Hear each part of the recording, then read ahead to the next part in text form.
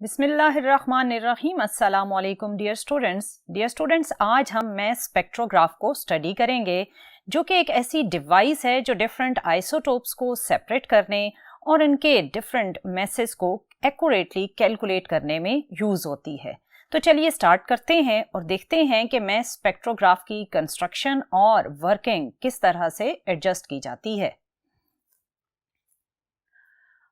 Dear student, हमने previous lecture में isotopes को बड़ी डिटेल में डिस्कस किया था और हमने ये समझा था कि किसी भी एलिमेंट के जो डिफरेंट आइसोटोप्स होते हैं उनमें प्रोटॉन का नंबर सेम होता है, लेकिन न्यूट्रॉन के नंबर के डिफरेंस की वजह से उन एलिमेंट्स के आइसोटोप्स का एटॉमिक मास नंबर एक दूसरे से डिफरेंट होगा। क्योंकि एटॉमिक मास नंबर डिफरेंट होता है तो इसका मतलब है कि अगर किसी एलिमेंट के आइसोटोप्स एग्जिस्ट करते हैं तो उन आइसोटोप्स के मैसेज एक दूसरे से डिफरेंट होंगे। मैस स्पेक्ट्रोग्राफ बेसिकली इन्हीं डिफरेंट मैसेज वाले आइसोटोप्स को किसी भी एलिमेंट में सेपरेट करने और इनके मैसेज की वैल्यूज को एक्यूरेटली कैलकुलेट करने के लिए यूज किया जाता है। मैस स्पेक्ट्रोग्राफ डिवाइस में हमने किसी भी एलिमेंट के आइसोटोप्स को पहले कन्वर्ट करना होता है आयंस में। आप पॉजिटिव आयंस में भी कन्वर्जन कर सकते हैं और नेगेटिव आयंस में भी कन्वर्जन कर सकते हैं। डियर स्टूडेंट, मैस स्पेक्ट्रोग्राफ की कंस्ट्रक्शन अगर देखी जाए तो वो 7 पार्ट्स पर कंसिस्टेड है। फर्स्ट पार्ट में आपके पास स्लिट ए और स्लिट बी के बीच में है वेपोराइजेशन चैम्बर, फिर स्लिट बी और स्लिट सी के बीच में है ionisation chamber, and then slit C और डी के बीच में है एक्सेलरेटिंग चैम्बर, और फिर डी और ई के बीच में है मैस एनालाइजर। यहाँ से आयंस एंटर होते हैं डिटेक्टर में और डिटेक्टर से डिफरेंट करंट पल्सेस की फॉर्म में वो एम्पलीफायर में एंटर होंगे। Amplifier in small current pulses को एम्पलीफाई करेगा और एंटर करवाएगा डिटेक्टर में या काउंटर में, और डिटेक्टर फिर डिफरेंट मैसेज की वैल्यूज को डिफरेंट ग्राफिकल पैटर्न्स के अकॉर्डिंग डिस्प्ले करता है। यहाँ से हमें ये पता चलता है कि किस मैस की अबंडेंस ज़्यादा है, किस मैस की अमाउंट ज़्यादा या कम है। सो ये तो था कि ओवरऑल आपके पास कितने कंपोनेंट्स हैं। अब इसमें जो फर्स्ट चैम्बर था जिसे आपने कहा था वेपोराइजेशन चैम्बर, इसके साथ अटैच्ड होती हैं हीटिंग कॉइल्स, और ये हीटिंग कॉइल्स एंटर होने वाले लिक्विड या सॉलिड आइसोटोप्स को हीट अप करता है, वेपराइज करता है। वेपराइज होने के बाद ये स्लिट बी में से क्रॉस करते हुए एंटर हो जाते हैं आयोनाइजेशन चैम्बर में। आयोनाइजेशन चैम्बर में आपके पास एक इलेक्ट्रॉन गन अटैच्ड होती है और ये इलेक्ट्रॉन गन एंटर होने वाले आइसोटोप्स को आयोनाइज करती है, और इस आयोनाइजेशन के प्रोसेस में जो इलेक्ट्रॉन्स जनरेट होते हैं उनको बॉटम पर लगा हुआ एक इलेक्ट्रॉन कलेक्टर जो कि पॉजिटिवली चार्ज्ड होता है वो अपनी तरफ अट्रैक्ट कर लेता है और वो इलेक्ट्रॉन आगे मूव नहीं करते और यहीं पर इस इलेक्ट्रॉन कलेक्टर में एब्जॉर्ब हो जाते हैं, और जो पॉजिटिव आयंस बनते हैं वो नेक्स्ट स्लिट में से क्रॉस करते हुए एक्सेलरेटिंग चैम्बर में एंटर होते हैं, और इस एक्सेलरेटिंग चैम्बर में आपको स्लिट S1 और स्लिट S2 नजर आएगी जो कि एक पोटेंशियल V के साथ अटैच्ड होती है। यहाँ पर आपका जो S1 और S2 प्लेट्स पर चार्ज होता है वो उनकी इनर साइड पर डिस्ट्रीब्यूटेड होता है। जैसे ही पॉजिटिव आयंस इसमें एंटर होंगे तो स्लिट S1 की इंटरनल सरफेस क्योंकि पॉजिटिवली चार्ज्ड होती है, सो वो positively charged surface positive ions को रिपेल करेगी, और स्लिट S2 की इंटरनल साइड नेगेटिवली चार्ज्ड है, सो वो आयंस को अट्रैक्ट करेगी। सो यहाँ पर स्लिट S1 और S2 के साथ जो पोटेंशियल डिफरेंस अटैच्ड है उसने एक इलेक्ट्रिक फील्ड जनरेट किया, और ये इलेक्ट्रिक फील्ड आयंस को एक्सेलरेट करता है, उनको एक काइनेटिक एनर्जी प्रोवाइड करता है। यहाँ से आयंस काइनेटिक एनर्जी गेन करते हुए मैस एनालाइजर वाले चैम्बर में एंटर हो जाते हैं। यहाँ पर मैग्नेटिक फील्ड परपेंडिकुलरली अटैच्ड की जाती है। जब उस मैग्नेटिक फील्ड में से पॉजिटिव आयंस परपेंडिकुलरली क्रॉस करते हैं तो मैग्नेटिक फील्ड उन पॉजिटिव आयंस पर एक्सर्ट करती है मैग्नेटिक फोर्स, और इस मैग्नेटिक फोर्स की वजह से different message different deflections show करते हैं। जो हेवियर मैसेज होते हैं वो स्लाइटली डिफ्लेक्ट होते हैं, और जो लाइटर मैसेज होते हैं वो ज़्यादा डिफ्लेक्ट हो जाते हैं। और डिफरेंट डिफ्लेक्शन के सर्कुलर पाथ्स में या सेमी सर्कुलर पाथ में मूव करते हुए ये आयंस डिफरेंट टाइमिंग्स के साथ एंटर होते हैं डिटेक्टर में। ये टाइमिंग डिफरेंट इसलिए होती हैं कि डिफरेंट मैसेज की डिफ्लेक्शन डिफरेंट होती है। सो डिफरेंट डिफ्लेक्शन की वजह से उनकी पाथ लेंथ भी एक दूसरे से डिफरेंट होगी। सो टाइमिंग्स में डिफरेंस आएगा, और डिफरेंट टाइमिंग्स के साथ वो डिटेक्टर में एंटर हुए। डिटेक्टर में एंटर होने के बाद ये डिफरेंट मैसेज एम्पलीफायर में एंटर होंगे। एम्पलीफायर आने वाली पल्सेस को एम्पलीफाई करके काउंटर या डिटेक्टर को देगा। काउंटर आने वाले डिफरेंट मैसेज की जो काउंट रेट्स हैं उनको उनके डिफरेंट मैसेज की डिफरेंट अमाउंट्स के अकॉर्डिंग ग्राफिकली डिस्प्ले करेगा, जिससे आपको ये पता चलेगा कि आने वाले आइसोटोप्स के कितने मैसेज हैं और किस मैस की अमाउंट ज़्यादा है और किस मैस की अमाउंट उसमें कम है। सो डियर स्टूडेंट, ये तो था एक detailed structure of mass spectrograph, लेकिन हमारी बुक्स में इतनी detailed explanation about the construction of mass spectrograph नहीं है। हमारी बुक्स में जो इसकी कंस्ट्रक्शन की डायग्राम है वो कुछ इस तरह से है। ये भी थोड़ी रफ सी डायग्राम है, अगर हम इसको क्लियरली समझना चाहें तो ये कुछ इस तरह से एक्सप्लेन की जाएगी। इसमें जो आपका आयनिक सोर्स है, एक्चुअली ये आयनिक सोर्स आपके पास जो अभी मैंने डिटेल बताई थी, वेपराइजेशन चैम्बर और उसके बाद था आयोनाइजेशन चैम्बर। ये आयन सोर्स उन्हीं दोनों चैम्बर्स पर कंसिस्टेड है। उन दोनों चैम्बर्स में से होते हुए जब आयंस स्लिट S1 और स्लिट S2 में एंटर होते हैं तो according to connected potential ions gain करते हैं काइनेटिक एनर्जी और वो मूव करते हैं from positive plate to negative plate. आपके पास स्लिट S2 तक जब वो आयंस पहुंचते हैं तो हमने एक magnetic field perpendicular to the velocity of ions एक वैक्यूम चैम्बर में एडजस्ट की हुई है।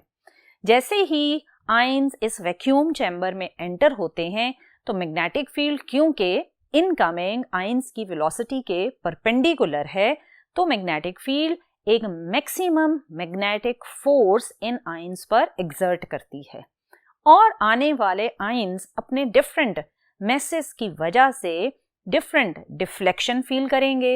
हेवियर मैसेज बिगर सर्कल में मूव करेंगे और lighter message smaller semi circles में मूव करेंगे।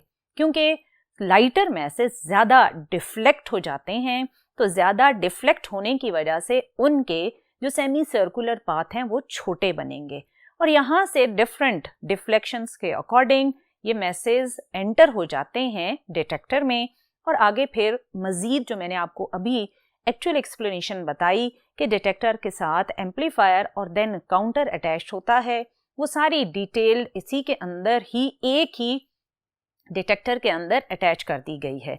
यहाँ से आपको फर्दर डिटेल इंफॉर्मेशन मिलेगी कि आने वाले जो आइसोटोप्स हैं उनके डिफरेंट मैसेज कौन कौन से हैं और उसको आप ग्राफिकली या डिफरेंट काउंट रेट के अकॉर्डिंग डिस्प्ले कर सकते हैं। वो डिपेंड करता है कि आपने किस तरह का काउंटर यहाँ पर अटैच किया हुआ है। सो डियर स्टूडेंट, आपने देखा कि किस तरह आप डिफरेंट मैसेज वाले आइसोटोप्स को पहले कन्वर्ट करते हैं आयंस में और उन आयंस पर आने वाले चार्ज को फिर आप यूज करते हैं मैग्नेटिक फील्ड में और मैग्नेटिक फील्ड में जब वो चार्ज्ड आयंस एंटर होंगे तो उन पर एक्सर्ट होगी मैग्नेटिक फोर्स और वो मैग्नेटिक फोर्स ऑब्वियसली उनको मूव करवाएगी डिफरेंट सर्कुलर पाथ में। अगर आपसे ये पूछा जाए कि आपको कैसे मालूम होगा कि मैग्नेटिक फील्ड में जब उन आयंस पर मैग्नेटिक फोर्स अप्लाई करेगी तो वो किस डायरेक्शन में डिफ्लेक्ट होंगे, चैम्बर में एंटर होते ही क्या वो राइट साइड पर डिफ्लेक्ट होंगे या लेफ्ट साइड पर, तो वो डिपेंड करता है कि आने वाले आयंस पॉजिटिव हैं या नेगेटिव हैं। अगर वो पॉजिटिव आयंस हैं तो फ्लेमिंग लेफ्ट हैंड रूल आपने पढ़ा था, सो फ्लेमिंग लेफ्ट हैंड रूल को आप यूज करते हुए पॉजिटिव आयंस पर एक्सर्ट होने वाली मैग्नेटिक फोर्स का डायरेक्शन बड़े आराम से डिटरमिन कर सकते हैं कि वो राइट साइड पे डिफ्लेक्ट होंगे या लेफ्ट साइड पर। सो इसमें हमने क्योंकि पॉजिटिव आयंस यूज किए हैं, सो फ्लेमिंग लेफ्ट हैंड रूल के अकॉर्डिंग वो राइट साइड पर डिफ्लेक्ट होंगे। और यहाँ पर जैसे ही आयंस डिफ्लेक्ट होते हैं तो डियर स्टूडेंट एक बात आपने याद रखनी है, क्योंकि यही बात हम फिर इसकी जब वर्किंग में डेरिवेशन करेंगे तो वहाँ पर यही हम कंक्लूड करेंगे। और वो बात ये है कि जब आयंस मैग्नेटिक फील्ड में एंटर होते हैं तो लेट्स सपोज इनिशियली आपने मैग्नेटिक फील्ड की वैल्यू बहुत ही कम एडजस्ट की हुई थी, सो आयंस पर लगने वाली मैग्नेटिक फोर्स भी कम होगी।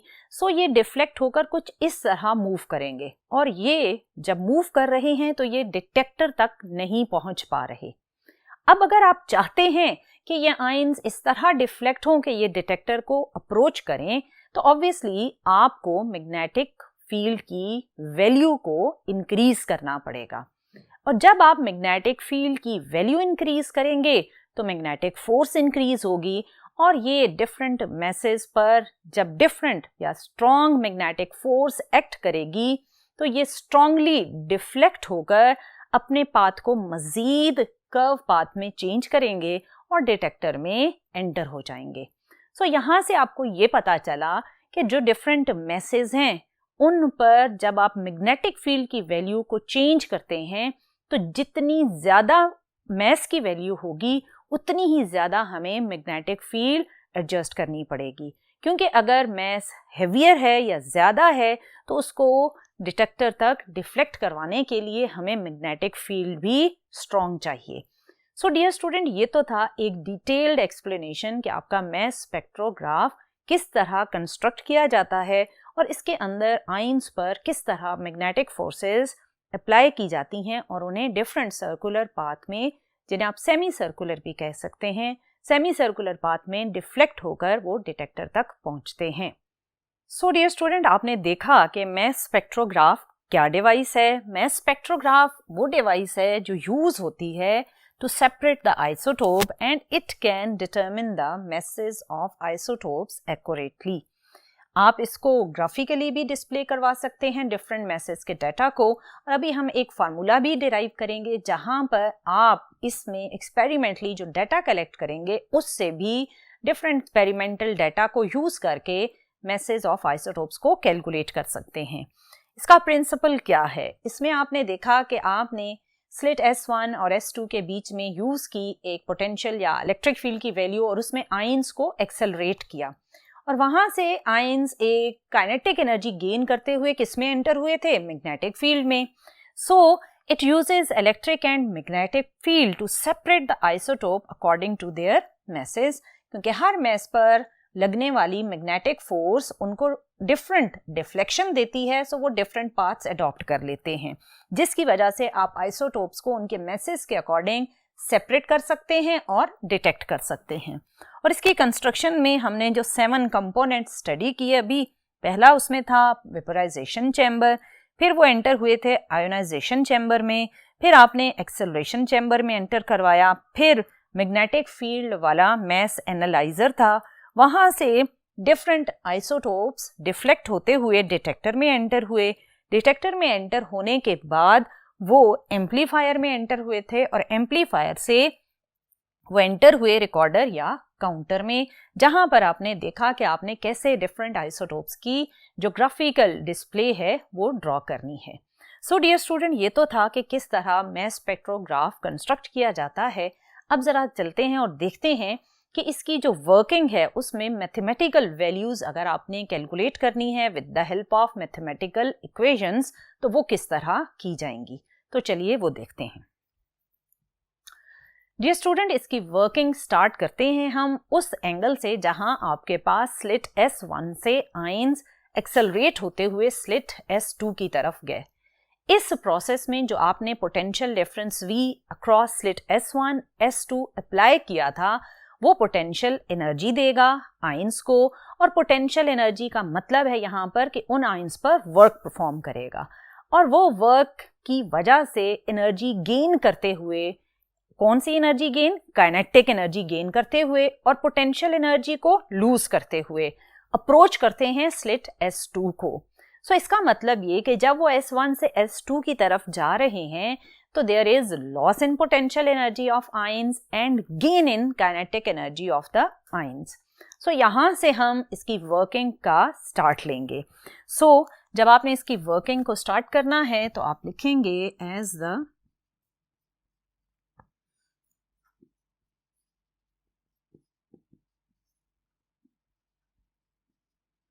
positive ion move from slit S1 to slit S2 through the potential V, they gain kinetic energy. So loss in potential energy obviously equal होगा gain in kinetic energy. आप potential energy या work done on the charge से related equation पढ़ चुके हैं और वही equation हम यहाँ पर यूज़ करेंगे और यहाँ पर लॉस इन पोटेंशियल एनर्जी बनेगा QV और गेन इन काइनेटिक एनर्जी होगा हाफ mv²। यहाँ बी केयरफुल कि ये जो V है that is related with potential और ये V है related with velocity of the ions. यहाँ पर चार्ज की जगह हम यूज़ करेंगे charge of electron, EV is equal to half mv²। इस V को आप थोड़ा कैपिटल फॉर्म में लिख लें ताकि आपको ये कंफ्यूजन ना हो। यहाँ से आप वेलोसिटी की वैल्यू को सेपरेट करेंगे और आपके पास वेलोसिटी की इक्वेशन बनेगी 2VE। आप 2 लेफ्ट हैंड साइड पर शिफ्ट कर लें और m को आप यहाँ पर डिवाइड करें। क्योंकि इस साइड पर v² है तो आप दोनों साइड पर स्क्वायर रूट ले लें तो आपके पास वेलोसिटी की इक्वेशन कुछ इस तरह से बनेगी। ये आपके पास फर्स्ट इक्वेशन है which is related with the velocity of the ions. अब हम इसी वेलोसिटी के साथ जब आयंस को जो कि स्लिट S2 तक पहुंचे थे वहां से वो कहाँ एंटर होंगे, वहां से वो परपेंडिकुलरली एंटर हो रहे हैं मैग्नेटिक फील्ड में। जैसे ही वो मैग्नेटिक फील्ड में एंटर होंगे तो मैग्नेटिक फील्ड उन पर लगाएगी मैग्नेटिक फोर्स और वो मूव करेंगे एक सर्कुलर पाथ में, जिसका मतलब है कि मैग्नेटिक फोर्स कन्वर्ट हो जाएगी सेंट्रीपिटल फोर्स में। क्योंकि सर्कुलर पाथ में मूव करने के लिए जो फोर्स रिक्वायर्ड है that force is called centripetal force और वो फोर्स प्रोवाइड कर रही है magnetic force. So dear student, यहाँ से अगला जो हम स्टेप करेंगे वो मैग्नेटिक फील्ड में मूवमेंट का है। ये सारा जो एक्सप्लेनेशन था ये इलेक्ट्रिक फील्ड जो स्लिट S1 और S2 के बीच में थी उसके अकॉर्डिंग जो वेलोसिटी गेन की। अब ये वेलोसिटी गेन करते हुए जब वो मैग्नेटिक फील्ड में एंटर होंगे तो मैग्नेटिक फील्ड में क्या मैग्नेटिक फोर्स और कैसे वो मैग्नेटिक फोर्स सेंट्रीपिटल फोर्स में कन्वर्ट होगी, अब हम उससे रिलेटेड डेरिवेशन करेंगे। तो चलिए स्टार्ट करते हैं। आपने देखा कि पॉजिटिव आयंस वेलोसिटी या काइनेटिक एनर्जी गेन करते हुए एंटर हो रहे हैं मैग्नेटिक फील्ड में, तो हम यहीं से स्टार्ट लेंगे as ions enters the magnetic field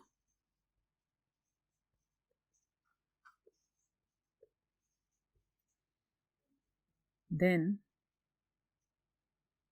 magnetic field क्या exert करेगी? magnetic force। then magnetic force will provide the centripetal force।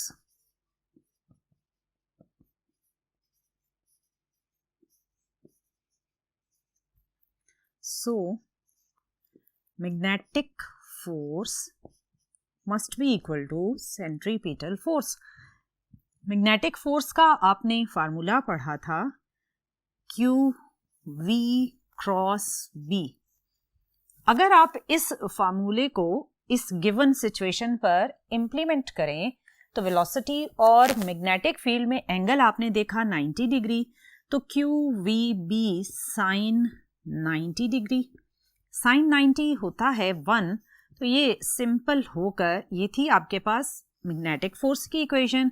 Sign 90 के अकॉर्डिंग जब आपने इसे सॉल्व किया तो सिंप्लीफाई होकर ये बन गई QVB। सो आपने इसी में से मैग्नेटिक फोर्स की वैल्यू QVB यहाँ पर यूज की, और ये मैग्नेटिक फोर्स क्या प्रोवाइड कर रही है? Centripetal force. अब इसमें ये भी वेलोसिटी है, ये वेलोसिटी और ये भी वेलोसिटी, सो आपके पास ये वेलोसिटी की एक वैल्यू राइट लेफ्ट साइड पर कैंसिल हो जाएगी। ये अगेन चार्ज है जिसे आप E से रिप्लेस करेंगे, EB is equal to mv/r। यहां से आप मैस की वैल्यू सेपरेट करेंगे, ये R आपका इस साइड पर आकर लेफ्ट साइड पर मल्टीप्लाई होगा, मैस के साथ जो टर्म वेलोसिटी की है वो डिनोमिनेटर में शिफ्ट हो जाएगी। ये आपके पास इक्वेशन नंबर 2 बनेगी। और आपने जो पहले इलेक्ट्रिक फील्ड में लॉस ऑफ पोटेंशियल एनर्जी और गेन इन काइनेटिक एनर्जी से वेलोसिटी की इक्वेशन डिराइव की थी, जिसे आपने इक्वेशन नंबर 1 कहा था, इस इक्वेशन नंबर 1 की वैल्यू को आप इस इक्वेशन 2 में पुट करेंगे तो आपके पास इस इक्वेशन में कुछ ऐसे चेंज आएगा।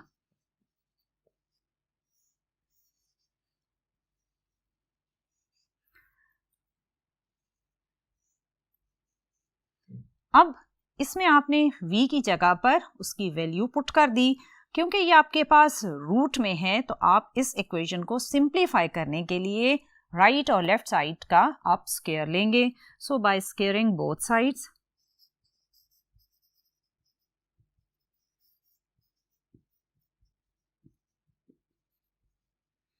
जब आप स्क्वायर करेंगे तो आपके पास लेफ्ट साइड पर होगा m स्क्वायर, इस साइड पर e square b square r square divided by आपका ये जो रूट है ये क्या हो जाएगा? ख़त्म हो जाएगा और आपके पास सिंपली 2ve/m।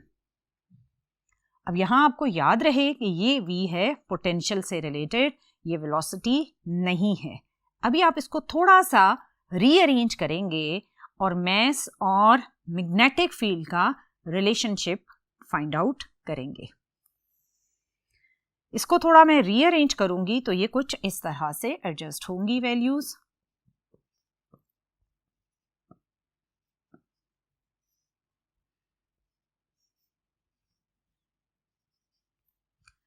यहां पर आपके पास m और m की एक वैल्यू कैंसिल हो जाएगी, यहां से चार्ज ऑफ इलेक्ट्रॉन की भी एक एक वैल्यू कैंसिल हो जाएगी। सो जो रिमेनिंग आपके पास फैक्टर है that is E b square r square divided by 2v। इसमें आप b स्क्वायर को थोड़ा सेपरेट करें तो ये जो ब्रैकेट में आपके पास फैक्टर है ये एक गिवन मैस के लिए कांस्टेंट फैक्टर होगा, क्योंकि हर मैस अपने मैस की वैल्यू के अकॉर्डिंग एक रेडियस बनाएगा जो कि आपको सेमी सर्कल में दिखाया गया था। और इसमें चार्ज ऑफ इलेक्ट्रॉन ऑब्वियसली 1.6 × 10⁻⁻19 और ये वो पोटेंशियल होगा जो आपने इलेक्ट्रिक फील्ड पर अप्लाई किया होगा। सो इस इक्वेशन में जो ब्रैकेट के अंदर टर्म है उसकी सारी वैल्यूज एक गिवन मैस के लिए कांस्टेंट हैं। सो मैस आपके पास प्रोपोर्शनल हो जाएगा b स्क्वायर के। सो डियर स्टूडेंट, आपने देखा कि किस तरह आप डिफरेंट मैग्नेटिक फील्ड की वैल्यूज को एडजस्ट करके मैसेज को डिफ्लेक्ट करवा सकते हैं। क्योंकि आपने पहले देखा था कि अगर मैसेज पर मैग्नेटिक फील्ड स्ट्रेंथ वीक थी तो वो कुछ इस तरह डिफ्लेक्ट हो रहे थे। फिर हमने मैग्नेटिक फील्ड स्ट्रेंथ को इंक्रीज किया तो ये मैसेज अपने मैस वैल्यूज के अकॉर्डिंग कुछ इस तरह डिफ्लेक्ट हुए और डिटेक्टर को इन्होंने अप्रोच कर लिया। सो यहाँ से हमें यह पता चला कि मैग्नेटिक फील्ड की जो स्ट्रेंथ है वो प्रोपोर्शनल है मैस की वैल्यूज के। अगर मैस ज़्यादा है तो हमें ज़्यादा मैग्नेटिक फील्ड स्ट्रेंथ के थ्रू उसे डिफ्लेक्ट करना पड़ेगा। अगर मैस की वैल्यू कम है तो हम कम मैग्नेटिक फील्ड स्ट्रेंथ से ही उसको डिफ्लेक्ट कर लेंगे। सो डियर स्टूडेंट, इसी एक्सपेरिमेंट के डेटा को अगर आप इस इक्वेशन के अकॉर्डिंग देखें तो अगर आप रेडियस की वैल्यू जो आप सेमी सर्कल की हेल्प से कैलकुलेट कर लेंगे और मैग्नेटिक फील्ड स्ट्रेंथ जो गिवन सिचुएशन में आपने यूज़ की होगी उसकी वैल्यू को यहाँ पुट करें, और ये है स्लिट S1 S2 के बीच का पोटेंशियल। सो अगर आप ये 3 डेटा वैल्यूज़ यहाँ पर पुट करते हैं तो आप बड़े आराम से charge to mass ratio calculate कर सकते हैं, क्योंकि चार्ज टू मैस रेशो की यहाँ से आपके पास इक्वेशन बनेगी V डिवाइडेड बाय BR। सो इस पोटेंशियल, मैग्नेटिक फील्ड स्ट्रेंथ और रेडियस ऑफ सेमी सर्कल को यूज करते हुए आप इसी एक्सपेरिमेंट से चार्ज टू मैस रेशो की वैल्यू को कैलकुलेट कर सकते हैं। सो डियर स्टूडेंट, आपने अगर अपनी बुक में साइड इंफॉर्मेशन में देखा हो तो वहां पर आपको नियॉन के डिफरेंट ग्राफिकल पैटर्न के अकॉर्डिंग आइसोटोप की वैल्यूज को दिखाया गया है, जिसमें आप देख रहे हैं कि जो आइसोटोप जिसके मैस नंबर की वैल्यू 20 है वो सबसे ज़्यादा अमाउंट में पाया जाता है, और बाकी जो 21 और 22 वैल्यूज़ वाले हैं उनकी अमाउंट बहुत ही कम है। सो यहाँ से हमें ये पता चला कि आप ग्राफिकल डिस्प्ले के थ्रू डिफरेंट आइसोटोप्स की जो अबंडेंस है, जो अमाउंट है, उसको भी ऑब्जर्व कर सकते हैं।